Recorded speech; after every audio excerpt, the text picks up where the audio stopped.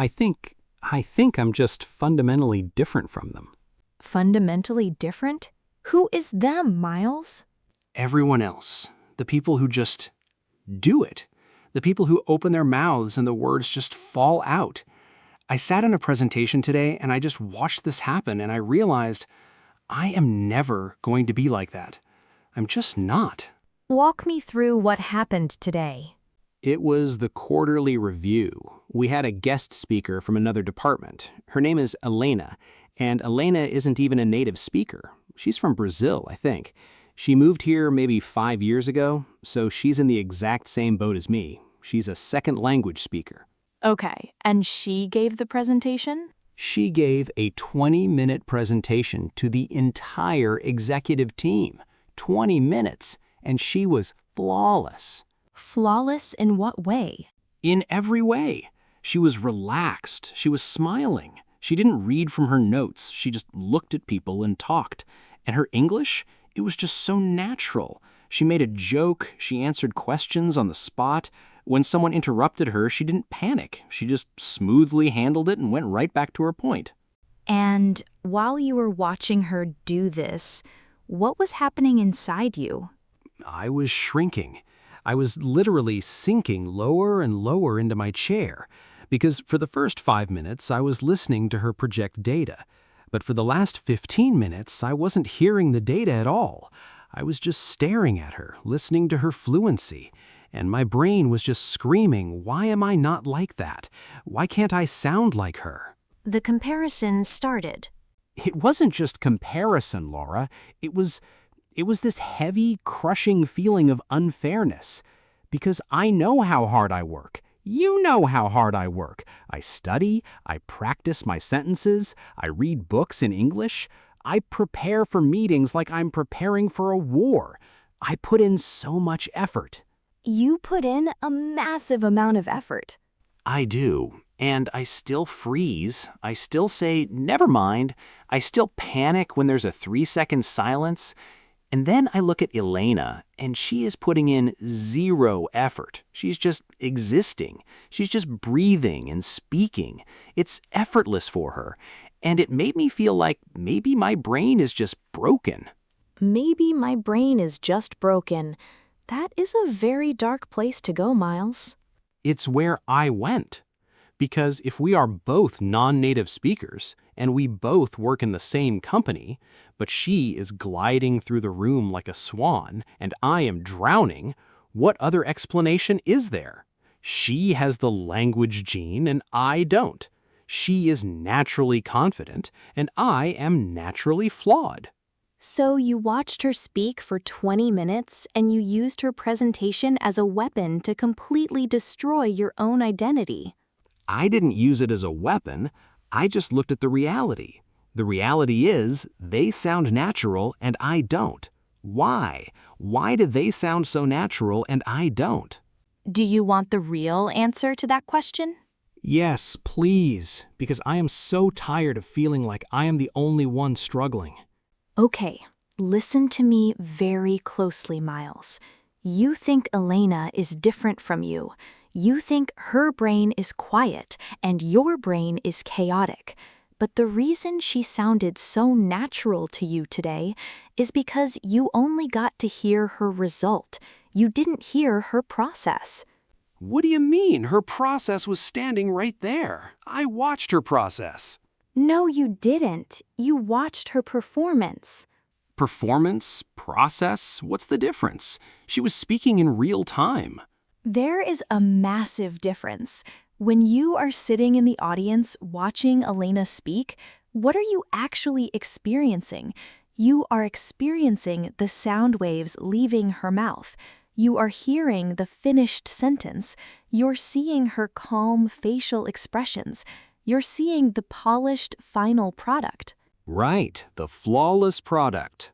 But when you speak, what do you experience? I experience the mess. Exactly. You experience the mess. When you speak, you don't just hear the sound waves leaving your mouth. You hear the 5 different vocabulary words that you rejected. You hear the grammatical structure you quickly had to change. You feel the spike of adrenaline in your chest. You feel the hesitation. You hear the internal judge screaming at you. I hear the whole factory. Yes, you are sitting inside the factory. You hear the machines grinding. You smell the smoke. You see the sparks flying. You see the workers panicking. It is loud. It is chaotic. And then a tiny finished product comes out of the factory doors. A tiny sentence. A sentence, and when other people hear your sentence, they just see the product, but you feel the factory. Now think about Elena. You are outside her factory. You have no idea what machines are grinding inside her head. But, Lara, come on. I know when someone is struggling. When I struggle, you can see it. I stutter, I look down, I pause for too long. Elena didn't do any of that. Her factory wasn't making any noise. How do you know? Because she didn't pause. She just kept talking. Did she never pause? Did she never use a filler word? Did she never say or so or you know? I mean, maybe. I guess she said a few times while she was pulling up a slide. Okay, when she said did you sit in your chair and think, aha, Elena's English is broken. She is a failure? No, obviously not. Why not? Because it just sounded like she was thinking about the next slide. It sounded natural. Wow, look at what you just did right there, Miles. Look at the double standard you have created. Double standard? When Elena pauses and says, you interpret it as, she is naturally thinking. But when Miles pauses and says, you interpret it as, my brain is broken and my English is terrible. Oh. You code her hesitations as completely normal human behavior, but you code your hesitations as fatal flaws. That is really true. If I had been the one giving that presentation and I said, while changing a slide, my internal judge would have started screaming at me. You forgot the word. Everyone sees you struggling. Exactly, because you are trapped inside your own process. You are comparing your inside to their outside.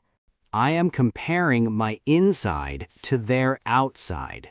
Yes, it is the most unfair comparison a human being can make. You are comparing your rough, messy, chaotic first draft to their heavily edited, published book, and then you hate yourself because your draft doesn't look like a book. That is exactly what I do. I look at her outside, her smile, her smooth sentences, and I compare it to my inside, my panic, my translating, my fear. And of course you feel broken. If you compare a loud factory to a quiet showroom, the factory looks like a disaster. But the showroom wouldn't exist without the factory. But Lara, do you really think Elena has a noisy factory inside her head? Really? Because she's been speaking English for a long time. At some point, doesn't it just become effortless? Doesn't the factory just shut down? Let's talk about effortless, because I think that word is the poison that is destroying your confidence. It's the goal. Effortless fluency. That's what everyone wants. It's an illusion. Even for native speakers, speaking in a high-pressure environment is never completely effortless. Do you think when the CEO gives a presentation to the board, his brain is just taking a nap? No, I guess he's focused. He is highly focused. His brain is processing reading the room, checking the time, retrieving data, structuring arguments, and managing his own anxiety. It requires massive effort. But here is the difference between him and you. Here is the difference between Elena and you. What is it? Elena is comfortable with the effort. Comfortable with the effort? What does that mean? It means that when Elena's brain struggles to find a word in English, she doesn't panic. She doesn't think, oh no, my English is bad, I'm a fraud. She just thinks, I I lost the word. Let me use a different one. Her factory is still noisy, Miles, but the noise doesn't scare her. The noise scares me. The noise absolutely terrifies you. The moment you feel effort, the moment you have to search for a word or you feel yourself translating, you panic. You think, if this takes effort, it means I'm doing it wrong. It means I'm not natural. Yes, that is exactly what I think. If I have to try hard, it means I'm faking it. If I was truly fluent, I wouldn't have to try. And that is the biggest lie in language learning. The presence of effort does not mean the absence of fluency. The presence of effort does not mean the absence of fluency. Read any book in your native language, a beautiful, perfectly written novel. Do you think the author just sat down and effortlessly typed it out in 1 hour? Or do you think they struggled, deleted sentences, ripped up paper, and stared at the wall in frustration? They struggled. But when you read the book, it feels effortless because you are consuming the performance. You didn't have to live through the process. So, when I watch Elena, I am just reading her finished book. You are, and you are assuming that because the book is good, she didn't have to bleed to write it.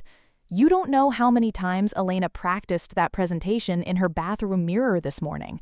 You don't know if her heart was racing for the first 5 minutes. You don't know if she forgot an entire paragraph and just smoothly transitioned to the next slide so nobody would notice. Honestly, she probably did skip something. Nobody ever remembers 100% of their presentation. Exactly, but because you were on the outside, you couldn't see the mistake. Only she knew about the mistake. But she didn't show it. She didn't let the mistake crash the whole system. Right, because she didn't judge the mistake, she just managed it. Whereas you, if you forget one word in a presentation, you stop the entire show to punish yourself. I do. I freeze, I panic, and then the audience sees the panic. Yes, they don't see the bad English, they see the panic. What makes you look unnatural isn't your vocabulary, Miles. It is your relationship with your own process. You look unnatural because you are constantly trying to hide the fact that you are working. Trying to hide that I'm working? That hits so hard. You want everyone to think you are a swan gliding smoothly across the lake. But underneath the water, you are paddling furiously, and you are so ashamed of the paddling. I am ashamed of it because I feel like I shouldn't have to paddle anymore. I've been studying for years. I live in an English-speaking country. Why am I still paddling? Because water provides resistance. That's how swimming works. Everyone is paddling, Miles. Some people just have a slightly better rhythm, or they've learned how to paddle without splashing so much, but they are all working. Language is work. Communication is work. Connecting with other human beings requires effort. I am comparing my inside to their outside. I am literally torturing myself over an illusion. An absolute illusion.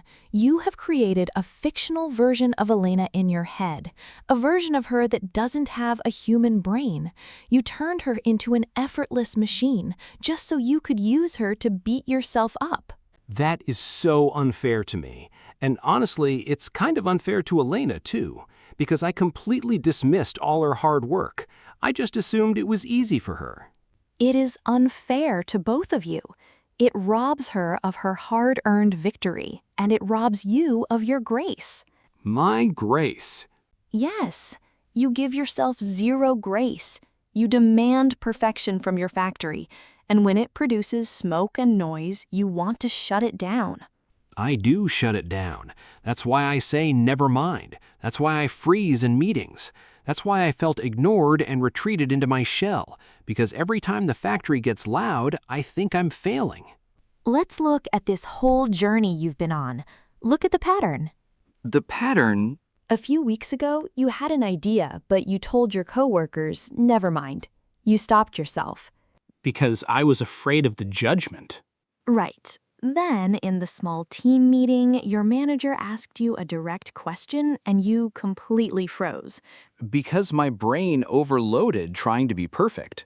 Then you finally found the courage to speak up about the timeline, and there was a 3-second silence, and you convinced yourself everyone hated you.